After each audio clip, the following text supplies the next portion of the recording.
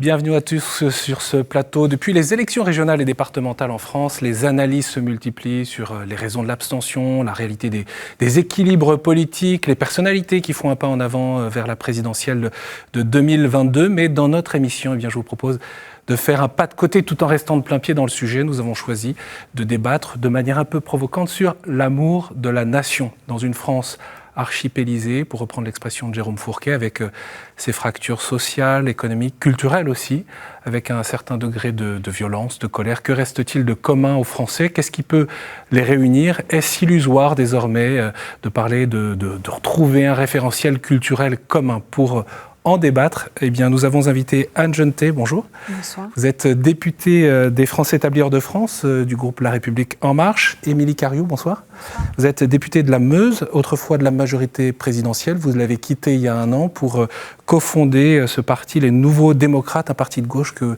vous co-présidez. Patrick Hetzel, bonsoir. Bonsoir. Vous êtes député du Bas-Rhin, vice-président du groupe Les Républicains à l'Assemblée nationale. Et puis, pour nourrir ce débat, nous avons souhaité inviter parmi les parlementaires le père Stala Bourdillon. Bonsoir, père. Bonsoir. Vous êtes directeur du service pour les professionnels de l'information. Et puis, je le rappelle, vous avez été curé entre 2012 et 2018 de la paroisse Sainte-Clotilde à Paris, ce qui vous a valu le surnom d'aumônier des parlementaires, même si le terme en tant que tel est impropre.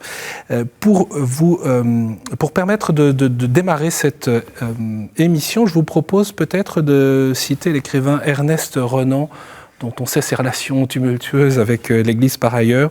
Dans Qu'est-ce qu'une nation en 1882, Ernest Renan définit l'appartenance nationale comme le désir de vivre ensemble, la volonté de continuer à faire valoir l'héritage qu'on a reçu indivis. L'existence d'une nation, écrit-il, est un plébiscite de tous les jours. Alors quand on réentend Ernest Renan, on se dit, mais est-ce que la nation ne serait-elle pas en péril, Anne Genetet? Je ne partage pas cette vision, je suis de nature très optimiste et pour habiter à l'étranger depuis 16 ans, la question que je pose souvent, vous savez, je rencontre beaucoup de Français qui se posent la question, est-ce que je vais rester là où je suis, dans le pays où je suis? Est-ce que je vais rentrer en France? Quel est mon lien avec la France? Quel est l'amour de la France que je peux avoir? Vous avez été longtemps à Singapour. Hein. Absolument. Et en fait, la question que je leur pose, c'est, même si vous êtes très jeune, où souhaitez-vous être enterré? Et je crois que c'est là que nous avons nos racines et c'est là que le pays que nous aimons le plus. Est-ce que vous partagez cet optimisme? Alors, je ne sais pas si c'est, en tous les cas, ce qui nous rattache à une nation. Moi, je pense effectivement que c'est une histoire commune à écrire et à réécrire en permanence. Je pense qu'aujourd'hui, dans cette société du XXIe siècle, on peut avoir une autre vision de la nation que celle qui était là au XIXe, où il a fallu construire aussi un pays au-delà de la Révolution, etc. On construisait une nation et une société d'une autre manière que celle dont elle était organisée auparavant. Mais je pense que, en tous les cas, il faut réécrire cette histoire-là, cette histoire commune. Je pense que tous les gens qui vivent en France aujourd'hui ont envie de participer à cette histoire commune, qu'ils soient natifs de la France ou pas. Et il va falloir absolument qu'on réussisse à créer ce commun, ce vivre en commun, pour pouvoir avancer sereinement avec la population française. En tout cas, ça ne s'est pas traduit par la participation aux élections. Alors là, c'est sûr qu'on a un gros problème démocratique du fait de cette abstention. Les causes de l'abstention, je pense qu'elles sont multiples. Il n'y a pas une cause. Très certainement la désaffection de la classe, de la classe politique, se dire que finalement on exprime des choses dans les urnes, mais qu'au final, ce qui se passe et les décisions qui sont prises ne correspondent pas aux aspirations profondes de la société. Il y a très certainement de ça. Il y a aussi le fait que les collectivités locales sont largement méconnues. Donc là, on était sur une élection locale. Elles sont très méconnues de nos concitoyens qui ne connaissent pas les compétences. Et alors, en plus, on était quand même sur des échelons de collectivités locales qui ont des missions très importantes, et notamment pour la cohésion sociale, et notamment le département. Ce qui est paradoxal. Ce qui est paradoxal. Patrick Hetzel. Oui, pour prolonger le propos de ma collègue Émilie Cariou, c'est vrai que moi, c'est multifacteur aujourd'hui, ce qui s'est passé, mais quand on regarde un petit peu en arrière, on est aujourd'hui dans une relation, cette fois-ci, de l'exercice du pouvoir de la part du gouvernement qui est très en fait, on le voit bien, il est très vertical. Et ça, je pense que ça contribue à poser un certain nombre de problèmes. Je suis d'un territoire, puisque en tant qu'Alsacien, la question de la nation, elle s'est posée de différentes manières au cours de notre histoire.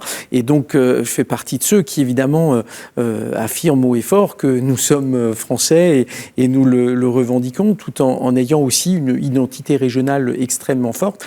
Mais ce qui, là aussi, de plus en plus apparaît à mes yeux, c'est la nécessité d'avoir une vraie décentralisation. C'est-à-dire faire véritablement confiance aux élus de terrain. Et je crois que pour le moment, nous n'y sommes pas. Et je pense qu'il faudra aller vers une nouvelle phase de véritable décentralisation, mais une décentralisation qui ne soit pas basée sur la défiance vis-à-vis des élus locaux. Et je crois que là, on a un vrai sujet, il y a un vrai débat qui doit s'engager autour de cela pour faire en sorte que dans les années à venir, eh bien, nos concitoyens se rendent compte que celles et ceux qui s'engagent en politique le font non seulement pour l'intérêt général, mais aussi pour le bien commun, même si, évidemment, après, une fois qu'on a dit cela, on peut avoir des acceptions différentes de ce qu'est l'intérêt général et le bien commun, mais en tout cas, c'est quand même ça qui nous motive dans nos engagements respectifs et nous avons envie de faire en sorte que, eh bien, notre vivre ensemble se passe le mieux possible. Si je comprends bien, pour éviter l'irénisme, c'est que vous contestez cette perception d'une France fracturée, alors ? Ça, c'est... alors, il y a des fractures. Il y a des fractures. Il y en a une... Enfin, je suis l'élu d'une circonscription très rurale. 165 communes, la plus importante, Saverne, à 13 000 habitants. Je puis vous assurer que, en ruralité, un certain nombre de nos concitoyens ont l'impression de vivre un peu en décalage avec ce qui peut se faire dans les villes et surtout les grandes villes. Et là, il y a une... En tout cas, cette fracture-là est une réalité. Ça n'est évidemment pas la seule, mais c'en est une. Et on voit bien qu'il faut aussi prendre en compte les différentes réalités. Et on a eu un petit peu l'impression que, en fait, il y avait une sorte de concentration sur des questions uniquement urbaines. Et je pense que c'est là-dessus aussi que le travail doit se faire dans les prochains temps. Alors, moi, je dirais qu'il y a d'une part des différences qui sont tout à fait légitimes entre des gens qui habitent à la campagne, d'autres à la ville, en périurbain, qui travaillent dans différents secteurs. On sait la classification, par exemple, socio-professionnelle. Donc il y a des différences, elles sont normales. Il faut accepter, nous sommes tous différents dans ce que nous sommes. C'est ce qui fait notre richesse comme nation. Mais par ailleurs, il y a des fractures dès lors qu'une partie, un groupe quelque part, se sent délaissé par rapport à un autre groupe à côté de lui, que ce soit pour une question professionnelle, pour une question de lieu géographique où on habite, pour une question d'accès à l'école, pour une question d'accès à la formation. Et c'est là qu'il faut travailler. C'est là qu'en tant qu'élus, nous sommes appelés à travailler pour essayer de réduire, de corriger ces fractures. Et on voit bien que depuis de très nombreuses années, il faut être honnête, nous avons échoué. Puis après le père. Alors moi, je pense que ce n'est pas un problème de ressenti, de se sentir à l'écart des politiques publiques, c'est une réalité. C'est-à-dire ce que vient de décrire mon collègue Patrick Hetzel est une réalité. C'est-à-dire qu'il y a une France qui est dans une dynamique décroissante au point de vue démographique, au point de vue industriel, au point de vue économique, au point de vue du revenu par habitant. Voilà. Donc moi, je la connais très bien, cette France. Je suis élue d'un territoire qui a subi ça, les vagues de désindustrialisation, les vagues de démilitarisation aussi, notamment dans l'Est, c'était très important, la présence de l'armée.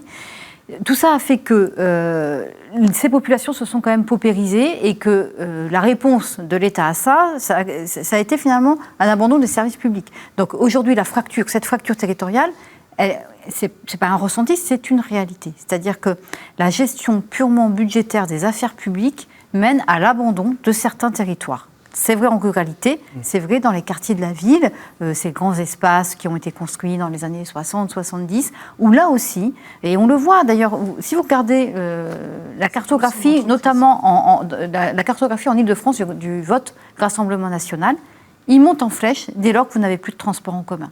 C'est-à-dire qu'à la frontière du RER, le vote montant. Donc on le voit que l'abandon, qui n'est pas un sentiment, qui est une réalité à un moment donné du service public sur certains territoires, a mené aussi à ce sentiment effectivement d'être abandonné, qui a été d'ailleurs le ferment des Gilets jaunes il y a 2-3 ans.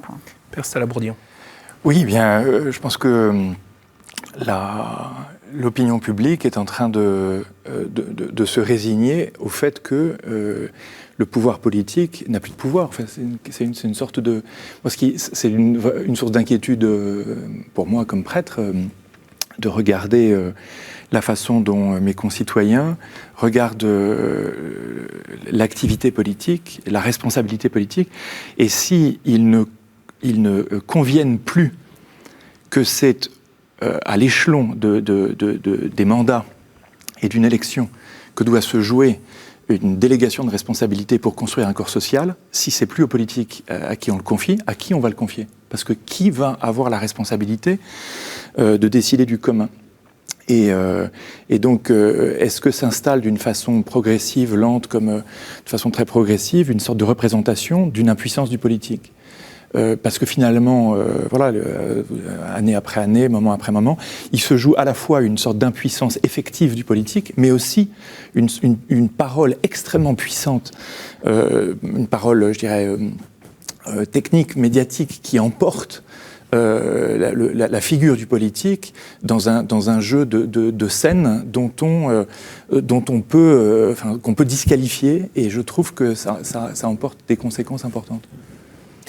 Oui, je suis totalement d'accord avec ça. On voit bien que, d'ailleurs, la surmédiatisation est susceptible, dans certains cas, de poser problème. Parce qu'on voit bien, évidemment, c'est extrêmement important de communiquer aussi à travers les médias, mais il faut aussi être extrêmement prudent par rapport à ce qu'on a pu dire. Je puis témoigner que le rôle d'un député dans une circonscription rurale, c'est aussi d'être au contact plus possible avec les concitoyens. Je pense que c'est aussi quelque chose d'extrêmement important. Et la fracture à laquelle nous faisions référence, elle est territoriale, elle est aussi numérique, et il y a des effets générationnels. Et après, vous avez des technologies qui se mettent en place. Je prends juste un exemple, moi, qui me frappe, c'est ce qui se passe pour nos concitoyens âgés. Alors évidemment, on leur dit, avez-vous une adresse mail, etc. Est-ce que vous pouvez faire votre déclaration de revenus par Internet, etc.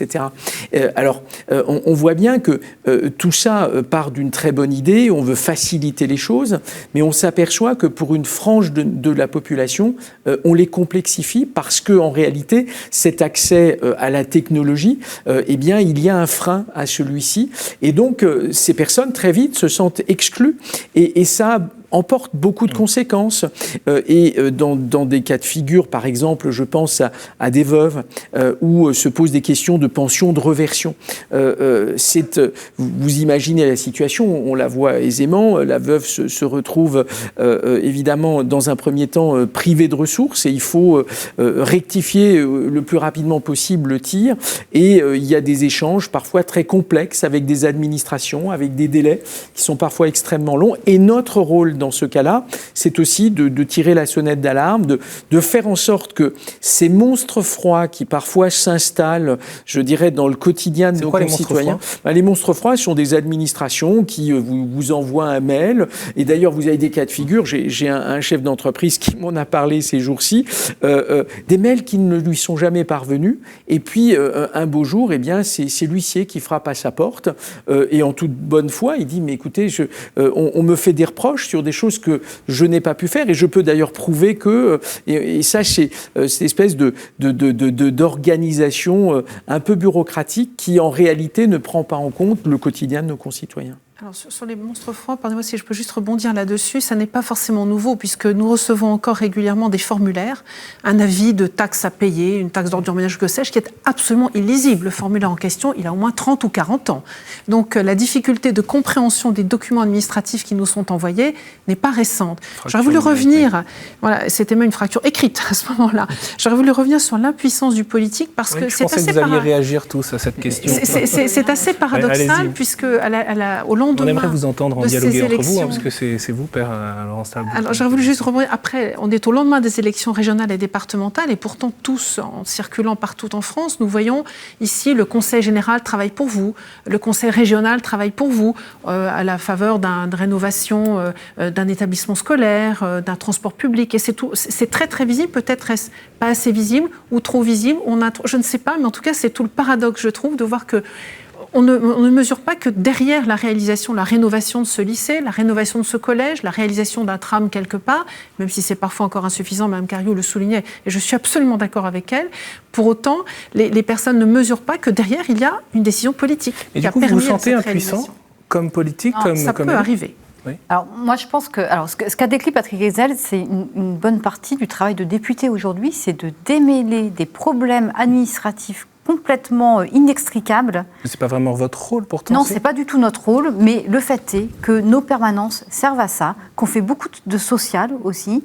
On peut démêler effectivement le problème du chef d'entreprise, de la personne qui est en fin de droit, de la femme qui est violentée, qui ne sait pas, ou qui appelle le numéro d'urgence, qui ne répond pas. Donc en fait, on a de tout dans nos permanences. Et le problème, c'est que c'est le symptôme de quoi pour vous? C'est le symptôme de problèmes d'une administration qui est débordée, qui n'arrive plus à répondre aux demandes de nos concitoyens. Le fait qu'un député fasse un courrier, on va ressortir le dossier, on va le régler. Souvent, en fait, souvent les problèmes, on peut les régler, sauf que personne ne s'en occupe. Et ça contribue à ce sentiment d'abandon. Puisqu'il n'est absolument pas normal de passer par un élu pour avoir gain de cause quand on est dans ses droits. Or, aujourd'hui, pour avoir accès à ces droits, c'est très compliqué. Alors, je ne vous cache pas que la RGPP et autres réductions de personnel dans la fonction publique y a œuvré. Et par rapport à ce que vous disiez, effectivement, on se demande si on ne va plus voter, qui va exercer les missions de service public et notamment de donner les orientations. On ne peut pas juste laisser les administrations gérer les choses comme ça sans avoir une vision stratégique de ce qu'on veut faire de notre pays sur toutes les politiques publiques. Bon, alors, ce qui est étonnant, c'est qu'on a cette désaffection du vote. Et là, le point positif que vous cherchez depuis le début de cet entretien, c'est que moi, je pense qu'on a une société civile qui est très active. Et d'ailleurs, le Conseil d'État avait fait une étude il y a quelques années sur la citoyenneté, il y a 3-4 ans. Et il avait constaté qu'on avait non seulement un tissu associatif extrêmement fort en France et très intense, mais que l'exercice de la citoyenneté, aujourd'hui, passait par toutes ces associations, ces ONG. Et on le voit notamment, tous ces jeunes qui sont engagés sur le sujet du climat, on voit un engagement très très fort et qui est très militant aujourd'hui. Et d'ailleurs, pour eux, c'est ça la priorité politique, qui n'est pas assez, d'ailleurs, traitée par les hommes et les femmes politiques. Est-ce que ce n'est pas des engagements aux marges de la société, qui concernent un petit nombre, qui sont très actifs, qui peuvent se rendre visibles? Ça commence à être très mais qui ne sont pas forcément nombreux. Je pense que dans la jeunesse, ça s'est massifié ces dernières années. Oui. Il y a aussi toute une mouvance de nouvelles associations, groupes de pensée, etc., pour renouveler la démocratie, faire de la démocratie directe, utiliser les outils numériques pour faire de la démocratie. Il y a le mouvement des civic tech, notamment, mais pas uniquement. Et je trouve là aussi qu'il y a quand même un renouveau démocratique dans toute cette jeunesse au sens large qui s'engage. Alors qu'on entend beaucoup parler d'individualisme et de difficulté à envisager un collectif, le bien commun. Vous parliez tout à l'heure aussi d'intérêt général. Oui, moi il me semble... Alors, je rejoins, en effet, il y a une frange de la jeunesse qui se mobilise, on l'a bien vu notamment autour des sujets climatiques. Quelle est la proportion de cette jeunesse parmi l'ensemble de notre jeunesse? Je ne saurais le dire, car il y a aussi un certain nombre d'acteurs, notamment parmi les jeunes, qui sont très impliqués, très concernés, mais qui n'ont pas envie forcément de se mobiliser. Il y a une différence entre être concerné par un sujet et avoir envie de militer pour une cause. C'est très différent. D'ailleurs, le tissu associatif, pourtant, c'est là aussi un paradoxe, est très dynamique. On a 1,5 million d'associations en France. D'ailleurs, on fête, là maintenant, les 120 ans de la loi 1901 sur les associations. Je voudrais rappeler d'ailleurs que dans notre devise, le mot liberté, pour moi, une société libre, c'est une société dans laquelle on s'appuie sur 3 piliers qui sont la liberté d'association, la liberté de la presse et le droit de vote. Il faut les 3 pour qu'on ait vraiment une société libre. Et je peux vous dire que pour vivre en Asie, beaucoup nous l'envient. Donc liberté de culte aussi. C'est très juste. Absolument. Et c'est très important. Et donc, je trouve qu'à côté de certaines causes qui mobilisent notamment une partie de la jeunesse, nous avons un mode de vie, un modèle, d'ailleurs certains parlent de modèle capitalistique, qui nous fait vivre beaucoup en silo, dans une société qui est très orientée vers la consommation, et qui fait qu'au moment où je vote, moi je me suis dit, en réfléchissant beaucoup à ce vote de dimanche, finalement j'ai l'impression que le citoyen, ce qu'il m'a dit, c'est « moi mon vote, je n'ai pas vu en quoi tu allais t'occuper de moi. Et j'ai besoin, quand je vote, je fais un choix. Je sais que je fais un choix. Tout citoyen sait qu'en votant, il fait un choix. Mais finalement, ce choix qu'on lui propose, ne le renvoyez pas à lui-même, à son propre mode de vie, à ce qu'il attend lui-même personnellement. Alors que dans d'autres sociétés, le choix sera plus orienté autour d'une collectivité, d'un collectif. Et on sait la force que ça peut produire au sein des peuples et cultures asiatiques. Voilà, c'est là où je vis, c'est extrêmement présent, parfois au détriment de l'individu, avec des conséquences tout à fait dramatiques.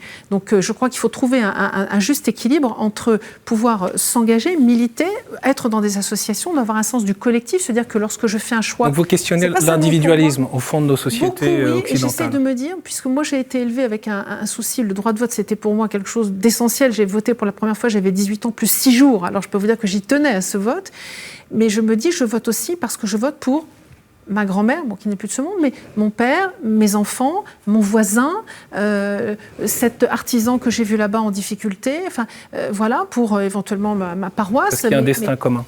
Voilà, il y a quelque chose, je ne vote pas pour moi, et c'est ça qui me semblait manquer dans ce vote de dimanche qui m'a beaucoup frappé. Oui, moi je trouve qu'il y a une véritable injustice qui est faite à l'endroit de tous ceux qui sont engagés et qui exercent des mandats. Je veux dire, vous l'avez évoqué, vous recevez... Vous avez dit qu'ils étaient impuissants. Non, mais en fait c'est ça là, justement la question. C'est qu'il y a un engagement humain et un engagement de soi qui est absolument nécessaire, parce que les gens ont besoin d'avoir des interlocuteurs, mais qu'en même temps, on est dans une telle logique de technicité, d'efficacité, de rendement. Et je pense que, justement, le défi, c'est de faire valoir qu'on a fait ci, on a fait ça, on a fait ça. Enfin, on a fait ces réalisations. Donc si on entre dans une logique essentiellement de réalisation, si on les accumule, il y en aura toujours une qui me manquera, c'est celle qui me concerne, et je ne l'ai pas, et donc j'ai toujours une raison de ne pas être content. Et donc ce que je pense, c'est que là où... la façon dont notre pays nomme la chose politique, c'est qu'on n'arrive pas à faire sortir de l'évocation de la vie politique cette réalité d'une société commune, c'est-à-dire d'une réalité du commun qui fait qu'on l'éprouve, ce commun, et qu'on l'éprouve avec une joie de savoir qu'on est ensemble et qu'on construit quelque chose ensemble. Et donc on construit quelque chose ensemble parce qu'on est en France et parce que la France existe aussi dans le monde et c'est par rapport à un extérieur. Donc une réalité, elle est vivante quand elle évolue dans différents milieux. Oui, mais on n'y arrive pas ou on ne le veut pas. Je vais prendre un exemple qui vous a occupé comme député ces derniers jours, autour de la loi de bioéthique. Par exemple, c'est pas qu'on n'arrive pas à faire émerger, c'est qu'on ne veut pas forcément aborder les sujets de fond et se retrouver autour de grands thèmes, puisque le leitmotiv tel que je l'ai compris, ou en tout cas tel qu'il a été donné par la majorité, je me tourne aussi vers vous, Anne Gentès, c'était de dire que ces nouveaux droits ne retiraient rien à personne. Et que c'était une liberté supplémentaire. Donc autrement dit, on est quand même dans une approche qui est très individualiste et moins sur les questions collectives. Et peut-être aussi pour ouvrir cet espace d'échange sur ce thème, je voudrais citer le président de la Conférence des évêques de France qui, après donc, ce vote définitif de ce projet de loi bioéthique qui ouvre la PMA de manière définitive à toutes les femmes en France, Monseigneur Éric de Moulin-Beaufort dit « Le socle de la bioéthique à la française dont notre pays était si fier est gommé, la dignité propre à tout être humain, petits et grands, n'est plus le point focal. » Il y avait d'autres choses que la PMA dans ce texte, beaucoup d'autres choses. Je crois qu'il faut aussi ouvrir le champ de la compréhension de ce texte qui était complexe, qui était extrêmement complexe. Pour avoir été d'ailleurs avec Émilie Cariou également à l'OPEX, où on a eu des travaux également sur ce texte, il y a aussi tout le champ de la recherche qui a été abordé. Il ne faut pas éluder le point que je voilà, soulevais, on pourra revenir sur l'autre. C'est important de le souligner, de voir que oui, c'est un texte qui est au service de la totalité de la société dans toutes ses composantes, qui peut concerner des petits groupes de personnes, mais c'est vraiment au service de tous et on ne peut pas rester en dehors de cette réflexion qui me semblait très importante. Moi, je pense que le propos de Monseigneur Moulin-Beaufort, il faut l'entendre. Il faut l'entendre parce que, effectivement, jusqu'à présent, la particularité des lois de bioéthique à la française, c'était de trouver un équilibre. Enfin, je suis moi-même vice-président de l'OPEX, donc je crois qu'on est tous les trois membres de l'OPEX. Donc, du coup, c'est des sujets que nous connaissons. Il y a un équilibre à trouver le chercheur, fondamentalement, il veut chercher. C'est trivial de dire cela. Et donc, et il le fait, et c'est normal, c'est sa raison d'être, et il le fait en toute sincérité. Mais nous, en tant que législateurs, il faut qu'on arrive à trouver un équilibre, et nous devons aussi mettre en place des garde-fous, des lignes rouges, en disant ça, non. Ce qu'a fait le texte, d'ailleurs. Pas sur certains points, notamment, il y a une chose qui, moi, me frappe. Pourquoi n'avons-nous pas été capables, cette fois-ci, d'exprimer par la loi l'interdit de l'eugénisme? Chose toute simple. Autre interdit que l'on ne retrouve pas et sur lequel je pense que si nous avions davantage débattu, on aurait pu trouver aussi un point d'accord, l'interdit de la GPA. Ce sont deux sujets, après chacun peut avoir des points de vue différents. Mais elle est interdite, il n'y avait pas besoin de le spécifier. En plus, elle est interdite aujourd'hui en France. Mais justement, à partir du moment où on dit que c'est une loi d'égalité et que l'on va considérer que l'on donne un droit à des couples des femmes et à des femmes seules, comment dans un second temps empêcher qu'un couple d'hommes ait exactement la même revendication et par le principe même de l'égalité des droits, on voit bien que ça va être intenable. D'ailleurs, regardez Libération d'aujourd'hui. Je ne vois pas du tout. Il n'y a pas de PMA pour les hommes, ça ne marche pas. Mais Libération d'aujourd'hui le dit très clairement. Il y a un article qui dit « Prochaine étape, la GPA ». Donc, on voit bien que ces effets dominos sont une réalité. Et donc... il ne faut pas l'évacuer comme cela. Et donc, je pense que si on en revient, alors revenons-en sur les sujets strictement bioéthiques, oui, je crois qu'il y a certaines lignes rouges qui peuvent concerner notamment les chimères. Qui ont été dressées très clairement. Non, parce qu'aujourd'hui, il est tout à fait possible d'avoir des recherches pour lesquelles, on va cette fois-ci pouvoir injecter des cellules souches embryonnaires humaines sur des embryons d'animaux. Donc on est bien sur des approches qui sont des approches de nature chimérique et on ne sait pas, on n'a justement pas posé les garde-fous en disant ça en France nous ne le ferons pas. Et c'est la première fois qu'on en arrive à un point de rupture de ce type-là et c'est à mon avis une vraie rupture anthropologique concernant les lois de bioéthique. La volonté de consensus, de large consensus voulu par le président de la République, c'est plutôt manqué. Mais est-ce que c'est possible? Est-ce que c'est encore possible dans la culture dans laquelle on vit? Non, mais en fait, je pense que on a de façon symptomatique au sujet des questions de bioéthique et des capacités de biologie reproductive aujourd'hui. Nous avons une capacité et elle s'applique à une situation particulière. La situation, c'est si je systématise un petit peu la présentation, c'est que ça évoque la question de l'individu ou de l'individualisme de la société dans laquelle on est. C'est-à-dire que l'une des difficultés qu'on voit, c'est que ce qui est dans l'angle mort de la vision de la société aujourd'hui, c'est le fait qu'il n'y a d'individus que parce qu'il y a un corps qui les porte. C'est-à-dire qu'un individu tout seul n'existe pas. Il faut qu'il existe dans une société. Et donc, on a des individus, une société et un environnement global qui est celui de la création dans laquelle on est. Donc, on est tous à l'articulation de trois réalités fondamentales. Notre vie personnelle, notre individualité, notre vie sociale, qui est absolument nécessaire parce que c'est elle qui nous a fait et qui nous a donné notre individualité. Et puis, il y a l'environnement complet qu'on partage tous et qui est ce sur quoi... et donc j'observe, moi quand je vois la vie politique, j'observe qu'il y a un intérêt patent pour l'environnement, c'est-à-dire le grand corps environnemental qui est menacé par le réchauffement, et puis et donc qui est porté par un courant écologiste et qui irrigue maintenant tous les courants politiques. Et puis d'un autre côté, il y a une tendance à nourrir les droits individuels, c'est-à-dire que finalement on va vers les individus et on leur donne des droits. Et finalement, je répète, dans l'angle mort, qu'est-ce qu'il y a ? Il y a ce qui est au centre. Et ce qui est au centre, c'est la difficulté de dire, en fait, avant tout, il faut qu'on soit capable de vouloir se tenir ensemble et de se dire pourquoi est-ce qu'on veut se tenir ensemble. Et il me semble que s'il y a quelque chose qui fait défaut aujourd'hui, c'est une impossibilité de nous dire ensemble quel sens nous donnons à l'existence. Autrement dit, qu'est-ce que nous avons à accomplir les uns et les autres comme individus dans la société qui est la nôtre. Et si on n'arrive plus à se dire, mais c'est quoi l'enjeu du fait qu'on soit ici maintenant, vous et moi, qu'est-ce qu'on a à accomplir dans notre humanité? Est-ce qu'on a une humanité à accomplir ou pas? Et c'est sur ce point-là, je pense que les grandes questions anthropologiques, alors c'est des questions anthropologiques, elles ont été nourries d'un point de vue spirituel, mais si on retire le fait que la vie a un sens et qu'on est ensemble pour l'accomplir, parce que moi je ne peux pas l'accomplir sans les autres, c'est ça aussi la question, c'est que j'ai toujours besoin des autres pour réaliser ce que je suis. Et si je veux le réaliser aux dépens des autres, j'emmène tout le monde dans le mur, c'est pas possible. Et puis ce qui est certain, c'est que les références communes changent, évoluent.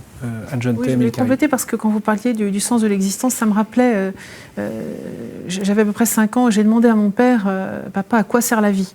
Un peu compliqué quand on est parent et qu'un enfant vous pose la question. Il m'a fait cette réponse que j'ai trouvée magnifique et qui rejoint beaucoup des mots que vous avez utilisés dans le champ sémantique qui était très similaire. Il m'a dit, écoute, je ne sais pas, ce qui est déjà rassurant pour un enfant quand on découvre qu'un adulte ne sait pas tout. Et il m'a dit, écoute, on va imaginer qu'on est un grand mur fabriqué en briques. Chacun d'entre nous est une brique et tu vois que on est là pour soutenir les autres, tu vois comment les briques sont posées sur un mur, et puis si un jour on a un peu une faiblesse, tu verras que les autres autour de nous vont nous soutenir. Et j'ai trouvé cette image magnifique, et j'ai essayé de grandir avec ça, et j'espère avoir apporté ça à mes enfants. Alors moi je pense que la loi bioéthique, elle a répondu à une demande sociétale qui était là, et je pense que au-delà de l'éthique même personnelle de chacun des parlementaires, parfois il faut aussi accompagner des demandes sociétales qui sont très fortes. Et je pense que quand Simone Veil porte l'IVG, c'est pas qu'elle fait la promotion de l'IVG, c'est qu'à un moment donné, elle se rend compte que y a des pratiques qui sont là, qu'elles mettent en danger les femmes, qu'elles partent à l'étranger, qu'elles font des IVG dans des conditions qui sont extrêmement dangereuses pour leur propre vie et leur santé. Sur la PMA, la vérité, c'est qu'aujourd'hui, et ça, on les rencontre nous aussi, partout en France, il y a des femmes qui, d'ores et déjà, partaient à l'étranger, pratiquer les PMA, etc. Donc, on voit aussi la réalité de la responsabilité du législateur. En 1975, l'ouverture, effectivement, la dépénalisation de l'avortement, et aujourd'hui, un nombre d'avortements qui reste extrêmement important, et une volonté politique. Oui, on mais voit si bien, vous voulez qu'on aille au fond de la chose de l'avortement, de l'IVG, peut-être qu'on n'a jamais travaillé sous l'angle de la responsabilisation des hommes, de l'éducation des garçons à la sexualité, etc., etc. Et ce sujet est complètement tabou dans la société française, par exemple. On fait peser le poids de la contraception entièrement sur les femmes, au détriment de leur santé. Et on s'étonne qu'il y ait autant d'IVG en France. Quand est-ce qu'on parle vraiment des vraies choses? Les vraies choses, c'est qu'avant qu'une femme soit enceinte, il y a une relation entre un homme et une femme, et qu'il va falloir aussi, aussi pour évoluer sur les sujets de violences faites aux femmes, ce qu'on appelle les féminicides, etc., il va falloir qu'on évolue aussi sur l'éducation des garçons et des hommes, et leur donner aussi un sens de la responsabilité, du respect des femmes, et tout ce qui va avec. Et est-ce qu'on a le droit, du coup, de poser la question du respect de la vie et des conséquences de ce que peut signifier un avortement pour les femmes? Aussi le respect de la vie des femmes. Et c'est ça, cette loi, l'origine de cette loi. Et je pense que Simone Veil ne faisait absolument pas la promotion de l'IVG en faisant ça, mais qu'elle mais quand on écoute, aussi. on se dit qu'aujourd'hui, on en est loin de cette volonté telle qu'elle avait été prononcée. Non, moi, je ne pense pas, parce que sur la PMA... La raison pour laquelle on en est loin. Sur la PMA... moi, je ne pense pas qu'on aille là vers la GPA. Cette loi, elle pose quand même ces limites-là.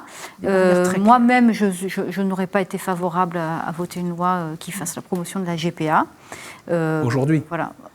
Oui, mais... mais à ce moment-là, on peut...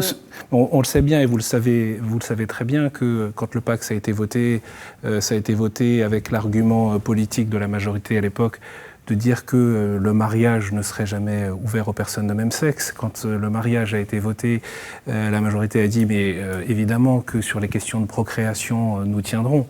C'est pour pouvoir aussi vous entendre dans une continuité. Mais très honnêtement, aujourd'hui, le mariage pour tous, il est plus tellement mis en cause par les gens qui l'avaient combattu à l'époque. Parce qu'il est vrai que dans une société, quand on octroie des nouveaux droits, c'est très difficile de retourner en arrière. Et ce que vous avez dit, oui, c'est vrai, quand on octroie des nouveaux droits, ce n'est pas une injonction à les exercer, et ça n'enlève en aucune manière les droits des autres. Alors, ça veut pas dire pose la question du commun et de la destinée commune. Ça veut pas dire qu'il faut autoriser absolument n'importe quoi. Le problème, c'est qu'avoir une vision de la société avec un fondement spirituel mène très souvent à vouloir aussi mener la vie des autres. Alors c'est vrai qu'en France, on n'est plus dans cette vision-là de la société. Père Stella-Bourdillon, est-ce que vous voulez mener la vie des autres? Non, mais je ne dis pas que chacun est dans son rôle. Chacun est dans son rôle. On aimerait vous entendre aussi entre vous là-dessus. L'Église, elle donne des prescriptions de vie. C'est son rôle de le faire. Et moi, je ne lui nie absolument pas le droit de le faire. Voilà. Père Stella-Bourdillon. Oui, non, mais il s'agit pas de vouloir réguler. J'entends tout à fait d'ailleurs la tentation, et elle existe, elle peut exister, de vouloir s'emparer au nom de principes religieux, de s'emparer d'un principe de gouvernement qui est remis à des élus à qui c'est confié. Mais autre chose est de partager avec d'autres le sens de ce que nous sommes et de pouvoir explorer cette réalité que j'ai évoquée. En fait, je me demande si, à mesure que justement la société, faisant valoir l'exigence de droit et voulant honorer et donc traduire, donc peut-être que le législateur voulant répondre à des demandes particulières, de façon probablement inconsciente aussi, produit un effritement et un effacement de la dimension qui est commune. C'est-à-dire que, prenons un autre exemple que les questions bioéthiques ou les droits catégoriels qui peuvent être demandés et qui sont un peu ce que l'Église conteste d'une certaine façon. Mais de quelle façon est-ce que le politique mobilise les citoyens dans une exigence du commun aujourd'hui ? De quoi aujourd'hui, qu'est-ce qu'il faudrait que le politique fasse aujourd'hui pour dire, à partir de maintenant, il faut que les gens se rencontrent, il faut que les gens se parlent et qu'on réalise quelque chose. Je prends un exemple simplement pour la question des migrants. C'est une autre, ça fracture. Donc ça arrive, on n'est pas d'accord, ça fracture. Qui prend en charge quoi et qui refile le bébé à qui dans ces questions-là? Bon, s'il n'y a pas un sens d'humanité et de compréhension de l'humanité et du migrant et de mon voisin, qu'est-ce qu'on a en commun qui nous permet de résoudre la question? Donc je me disais, la question c'est comment est-ce que le politique peut susciter à l'intérieur de la vie de la société des nouveautés, des nouvelles instances qui fassent que les gens se réunissent, que les gens se connaissent et que les gens soient comme contraints de débattre. Donc là, je préfère qu'il y ait quelque chose qui appelle et qui mobilise et voilà. Subjectivement. Alors moi, ce vivre ensemble, je pense qu'il y a effectivement, et je vous rejoins complètement, l'urgence de rebâtir un modèle sur le fondement de la solidarité. Et l'exemple des migrants en est un, et d'ailleurs le pape, pour le coup, il est quasi révolutionnaire, a porté une parole très forte d'entraide et de solidarité, et qui est vraiment admirable dans cette société, et cette Europe qui a eu tendance, en plus avec la crise sanitaire, à se refermer immédiatement, chacun dans son petit pays. Je pense que, effectivement, ça fait des années maintenant qu'on pousse un modèle néolibéral qui a poussé à mettre en compétition les gens les uns contre les autres, avoir une politique de la rentabilité, du travail à outrance, être rentable au travail en permanence, etc. Et ça n'incite pas à la solidarité. Et je pense qu'on est sorti d'un modèle de nation solidaire qu'on avait poussé notamment depuis la Seconde Guerre mondiale, parce que là, on avait mis des socles très forts d'un point de vue juridique pour justement créer cette solidarité. Mais vous savez pourquoi est-ce qu'au lendemain de la guerre, on crée aussi ce socle de solidarité? Parce que nos pères fondateurs des droits sociaux, ils estiment aussi que pour éviter que les extrêmes ne remontent comme dans les années 30, il faut absolument créer des mécanismes de solidarité de manière imposée en France, comme on l'a fait avec les cotisations. Et donc ça, il faut recréer ce modèle solidaire. La lutte contre la pauvreté, ça pourrait être par exemple un objet de consensus aujourd'hui ? Enfin, en tout cas, ça mériterait... Au-delà des bons mots, j'imagine que vous allez tous être d'accord sur le sujet. Ça mériterait qu'il y ait un débat sur ces questions. Mais quand on évoque les questions de fracture, l'année dernière, j'ai présidé une commission d'enquête sur les fraudes aux prestations sociales. Et qui est un sujet important, parce qu'en fait, on peut en débattre. Aujourd'hui, dans ce domaine, on s'aperçoit qu'il y a de la fraude en bande organisée. Et par exemple, les recommandations que nous avons pu faire de manière assez large, elles ne sont pas suivies. Donc, du coup, vous avez aujourd'hui des concitoyens qui, à un moment donné, eux-mêmes interrogent notre modèle en disant, d'un côté, j'ai de plus en plus de mal à avoir le remboursement lorsque je dois me faire soigner telle ou telle pathologie, ou alors il y a des restes à charge assez conséquents, etc. Et donc, nos concitoyens eux-mêmes se rendent compte que les restes à charge sont de plus en plus importants. Et de l'autre côté, lorsqu'ils s'intéressent à ces questions, ils s'aperçoivent aussi que il y a des endroits où le contrôle n'est pas suffisamment strict pour créer le nécessaire équilibre. Donc il y a aussi, à un moment donné, des questions de fond qui sont des questions de justice. Et on voit là que ces questions, il faut les traiter. D'ailleurs, c'est le cas aussi, on parle de la fraude sociale, c'est le cas de la fraude fiscale aussi. Ce sont des questions qui, du coup, interrogent nos concitoyens et qui disent, mais écoutez, pourquoi devrais-je, de mon côté, être exemplaire alors que je vois énormément de dérives? Et donc, il y a là aussi une question pour traiter, je dirais, au fond, et rendre cette société effectivement plus équitable par la manière dont on va traiter cette question. Et d'ailleurs, semaine dernière, nous étions en commission des finances. La Cour des comptes nous dit, d'ailleurs nous étions à la même commission, on a en l'espace de 20 ans 3,8 points de PIB en plus dans nos dépenses, sans que cela ne se traduise forcément en termes de performance de nos politiques publiques. Donc là, il y a des sujets qui sont aussi des sujets importants, mais qui sont à la fois évidemment très techniques et en même temps qui sont cruciaux. Anne Genetet ? Oui, j'aurais voulu rebondir sur la notion de débat, d'espace dans lequel on peut débattre et inciter nos concitoyens à débattre, par exemple, de ces sujets-là. Comment moi je peux peut-être contribuer à lutter contre la fraude sociale sans être dans la dénonciation non plus, parce qu'il y a aussi un équilibre à trouver. Parfois, on les a, ces espaces de débat. Et il faut se poser la question de savoir pourquoi nos concitoyens ne s'en emparent pas forcément. Je pense, par exemple, il y a le conseil municipal. Moi, je suis maintenant élue municipale d'une petite commune en pleine ruralité dans le Lot, 240 habitants. Et je suis surprise de voir que le conseil municipal, qui est public, qui est ouvert, il y a une convocation qui est envoyée à tout le monde, à tout le village. Personne ne vient. Alors qu'ils auraient le droit de venir et de nous interroger. Est-ce que c'est la confiance qu'on fait aux élus qu'on a désignés ou bien c'est un désintérêt? Je pense qu'il faut peut-être que nous soyons plus précis peut-être dans nos convocations, expliquer en quoi il pourrait être utile, quelles questions il pourrait poser. C'est ce rapport, encore une fois, l'intérêt général au bien commun, et si ça ne touche pas ces droits spécifiques, on ne se sent pas concerné? Comme politique, je le porte comme ça, je me dis que je dois balayer devant ma porte et que je dois me poser la question de savoir si finalement mes concitoyens ne sont pas venus au conseil municipal, ne viennent pas, je propose un débat, ils n'ont pas été très nombreux, je dois d'abord me poser la question de peut-être que moi, je n'ai pas expliqué correctement ce que j'attendais d'eux, ce qu'on pouvait faire ensemble, ce que je pouvais leur proposer, ce que ça allait leur apporter. Et je dois aussi me réfléchir à la manière dont je peux les associer aux réflexions et peut-être aux propositions. Les associer à la prise de décision aussi, et c'est ça qui manque aussi dans notre démocratie, c'est qu'on n'a pas les processus pour associer les citoyens à la prise de décision. Donc je pense que dans les années à venir, il faut absolument qu'on rénove notre modèle démocratique avec des processus participatifs beaucoup plus actifs, des lois aussi d'origine d'initiative citoyenne, trouver un moyen de les porter devant le Parlement. Processus participatif, moi je suis beaucoup plus réservée. Oui, mais ça peut se faire sur un conseil municipal. Pourquoi D'ailleurs, moi, aujourd'hui, à la mairie de Paris, ils mettent en place des processus consultatifs sur tout un tas de sujets. Pourquoi vous y êtes plutôt opposé? Alors, le processus consultatif, que chacun puisse exprimer un point de vue, pourquoi pas, c'est toujours enrichissant. L'intelligence collective est très importante dans nos sociétés, j'y crois beaucoup. Ça, oui.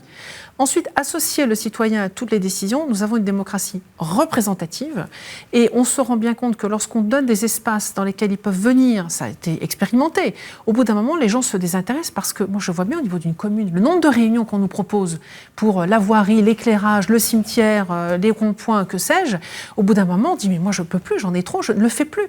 Donc c'est quelques personnes qui vont se saisir du sujet et on risque d'avoir une démocratie participative à laquelle quelques personnes seulement participent et qui ne sont donc plus représentatives de la totalité de la population. Donc on peut tomber sur un effet totalement pervers du processus. En revanche, avoir des lois d'initiative citoyenne, ça peut être tout à fait intéressant. D'ailleurs, on a un exercice tous les ans qui se fait à l'Assemblée, qui est le Parlement des enfants. Qui d'ailleurs vient de remettre le Parlement des enfants, c'est quand même. Mais oui, mais c'est un exercice essentiellement formidable. Un gadget.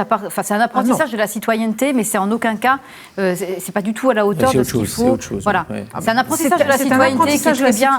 Ils font des propositions, ça nous oblige à réfléchir. Très honnêtement, qu'aujourd'hui, il faut que les citoyens se rendent compte que quand ils émettent un avis qui est partagé massivement, il a un impact sur les politiques publiques.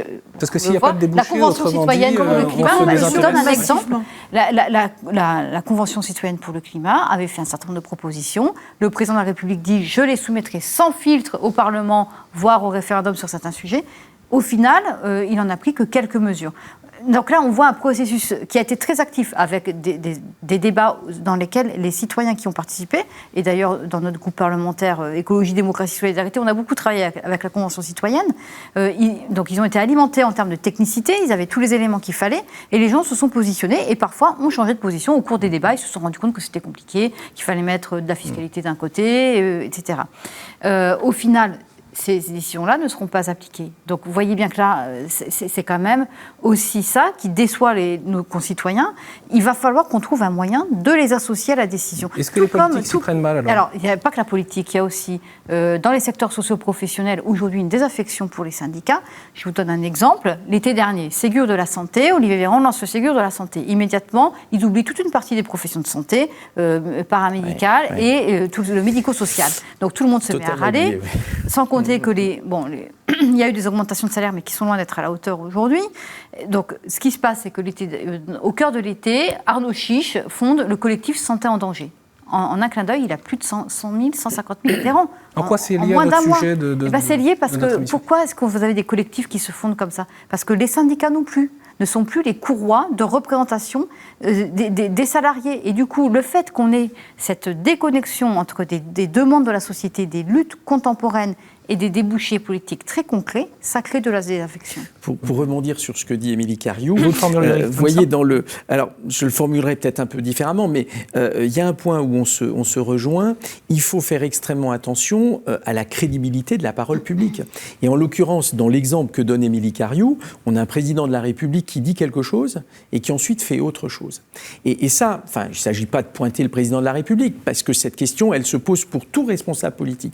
Lorsqu'on dit quelque chose, il convient de le faire. Et en fait, là, il y a, à mon avis, un vrai souci, qui est un souci général, c'est articuler le dire et le faire. C'est-à-dire, d'abord, être dans une logique où lorsque on annonce quelque chose, il faut que ce soit réalisé. Et en fait, on a commencé cette émission en parlant un peu du rôle des médias. Il faut là faire extrêmement attention de ne pas être dans une théâtralisation de la politique et de considérer... Là, pour le coup, c'est la responsabilité des politiques. Hein. Mais oui, mais bien sûr, je balaye devant ma porte. Mais c'est la responsabilité des médias aussi. Ce que je veux dire par là, c'est qu'il est essentiel à un moment donné qu'il y ait une crédibilité. C'est-à-dire que lorsque des décisions sont prises, il faut que derrière, ça suive. Peut-être un bref mot, parce que vous parliez du président de la République. Il y a un texte qu'on n'a pas abordé, un projet de loi contre les séparatismes, enfin pour conforter les principes de la République, de la liberté de culte. On passe à une loi de contrôle et de répression, dit en gros, en substance, les églises et les responsables de culte, qu'est-ce qui est raté, alors même que le discours du président de la République au Mureaux sur ce même thème, annonçant ces mesures, a été plébiscité plutôt par tout le monde. C'est là quand je crois qu'on voit la difficulté entre le concept, le diagnostic qui est bien posé, la difficulté de le traduire en texte de droit. Et comment peut-on appliquer le droit, trouver un droit qui soit effectif, qui soit efficace, qui soit respectueux de notre Constitution également, il ne faut pas l'oublier, et qui soit inclusif. Ce texte ne vise pas une religion. Il vise à justement le vivre ensemble en société. C'est ça qu'il a pour objectif et qu'il essaye de tenir. Donc, pour autant, les difficultés majeures reposent aujourd'hui sur l'islam politique fondamentaliste. Parce que c'est cet aspect-là, vous savez, on lutte beaucoup, effectivement, et c'est essentiel de le faire aujourd'hui. Ça, je rejoins ce combat qui est absolument nécessaire. Mais on pourrait imaginer, d'ailleurs, la littérature nous en donne des exemples, et parfois la réalité, des exemples de groupes d'intérêt qui défendent une cause, avec des mécanismes et des méthodes qui se rapprochent de ce que peut faire l'islamisme que l'on voit aujourd'hui. Donc, il faut pouvoir avoir un droit qui, sans stigmatiser une religion, c'est extrêmement important, puisse inclure toutes ces dynamiques dans lesquelles on a un comportement qui vise à séparer la société, à séparer des gens, à construire des communautés, ce que nous refusons. Il n'y a qu'une communauté qui est la communauté nationale. On arrive au terme de notre émission. Qu'est-ce qui peut réunir les Français? Parce qu'on voit bien que sur ces différents sujets, il y a des approches idéologiques qui sont différentes, des convictions qui sont différentes, des intérêts, des demandes qui sont différentes. Qu'est-ce qui peut réunir, au fond, les Français aujourd'hui, Émilie Cariou? Moi, je pense qu'il faut revenir, comme je l'ai dit tout à l'heure, sur la solidarité, c'est-à-dire lutter contre les exclusions au sein de la société, contre les injustices qui ont été évoquées par M. Hetzel. C'est ça qui doit être le fondement de notre nation aujourd'hui. et remettre tout le monde. Il ne s'agit pas de stigmatiser les personnes, notamment les communautés religieuses. Ce n'est pas comme ça qu'on les remettra dans la République. La République, elle doit s'incarner. Elle doit s'incarner c'est un message avec un message concrètement d'égalité. sur le débat sur ce projet de loi. Tout à fait, parce que, je veux dire, c'est très facile de dire, notamment aux jeunes filles voilées, vous n'allez plus à la plage, vous n'allez plus dans les bureaux de vote, voilà. En gros, on vous interdit l'espace public, et puis une fois que vous êtes chez vous, qu'est-ce que vous faites? C'est ça. Est-ce que c'est pas ça qui pousse au séparatisme? Moi, je pense que c'est pas comme ça qu'on inclut les gens dans la République. En revanche, travailler sur l'égalité des droits et les mécanismes de solidarité, c'est ça, à mon avis, qui fait le fondement d'une nation. On poursuit le tour de table. Père Stella Bourdillon. Moi, je pense qu'il va falloir assez vite redécouvrir ce qui fait le sens commun de nos existences, c'est-à-dire être capable de redécouvrir une forme d'empathie pour l'existence de l'autre. Là, je cite le pape François dans Fratelli Tutti qui a proposé, il faut remettre de l'amitié sociale dans la vie politique et il faut redécouvrir que l'autre est ma chair, c'est-à-dire qu'on a vraiment un commun à ce niveau-là. Mais c'est pratiquement, encore une fois, quelque chose qui rentre un peu dans l'angle mort, c'est-à-dire que on est beaucoup projeté extérieurement dans des réalisations et on a beaucoup de mal à goûter la saveur de pouvoir partager des choses avec d'autres. Et ça va demander un effort de rencontres, d'échanges et d'une sensibilité intérieure. Je pense qu'on est dans un monde qui est difficile, un monde qui va vite, un monde qui est exigeant, un monde qui ne laisse rien passer et qui doit nous permettre de nous retrouver dans la vulnérabilité que nous partageons absolument tous et qui montre qu'on a une réalité qui est commune. Je dis souvent, on est tous faits de la même pâte humaine et que si on ne reconnaît pas ce commun qui nous précède, alors on est fondé éventuellement à reconnaître qu'on est différent et que ces différences deviennent irréversibles et irréconciliables. Donc, est-ce qu'on peut essayer de revenir à ce qu'on a reçu en commun de façon absolument gratuite, qui est cette existence, et si on pouvait s'interroger en question ouverte sur savoir où elle nous emmène, on pourrait être bien inspiré. À vous, un prêtre qui se met à la selle des parlementaires, Anne Jante. Moi, je tablerai beaucoup sur la capacité inciter chacun à écouter l'autre. Je m'enrichis à écouter l'autre. Je m'enrichis à vous écouter, à partager des points de vue. Et même quand nous avons des points de vue différents, on s'enrichit de nos différences. Et ça, si ça paraît utopique, je voudrais que ça ne le soit pas, que ça puisse ne plus l'être. Et autour de ça, on voit bien que finalement, ce tissu associatif que nous avons, que j'ai évoqué tout à l'heure, qui est extrêmement dynamique, dans lequel il y a aussi une bonne partie qui est tournée vers le social et vers l'entraide, et le témoignage de la vivacité, du besoin que nous avons de créer des liens, d'être liés entre nous. C'est quand même paradoxal de se dire que nous avons des milliards de connexions Internet, e-mail qui se font tous les jours et que nous avons du mal à communiquer avec notre voisin de palier. Être capable de s'écouter et de se dire, de l'autre, je vais m'enrichir. Hetzel. Le mot de la fin, du coup. Moi, je pense, du coup, qu'on a aussi besoin de ne pas perdre de vue que ce qui fait la richesse de la France, c'est que au fil des siècles, elle s'est aussi constituée avec un certain nombre de valeurs qui sont extrêmement fortes. Évidemment, aujourd'hui, et c'est notre devise, liberté, égalité, fraternité, je crois qu'il est important de réinvestir ces trois concepts et faire en sorte que ces concepts soient une réalité vécue et partagée. Et la faire partager dans différentes acceptions du terme. En plus, le terreau, moi, je voudrais terminer avec une note positive, parce que, évidemment, on est parti en disant taux d'abstention très élevé, mais nous avons aussi pu dire que la vie associative en France est extrêmement riche. Elle a été un petit peu mise en sommeil, hélas, avec la Covid, mais le tissu associatif est une richesse considérable qui peut faire en sorte que notre pays continue de tenir ensemble et nous devrions là aussi, peut-être que l'éducation a aussi un rôle à jouer pour que nous soyons fiers de ce qu'est notre pays et de ce qu'il amène, parce que notamment quand il y a des élus qui sont élus des Français de l'étranger, beaucoup d'étrangers en réalité souhaiteraient vivre dans les mêmes conditions que les nôtres, et ça, on l'oublie très souvent. Parfois, simplement même la sécurité. Vous savez, quand vous vivez dans des pays d'Amérique latine, où lorsque vous sortez simplement de chez vous, vous risquez de perdre votre vie parce qu'il y a des gangs, parce qu'il y a de l'insécurité, etc.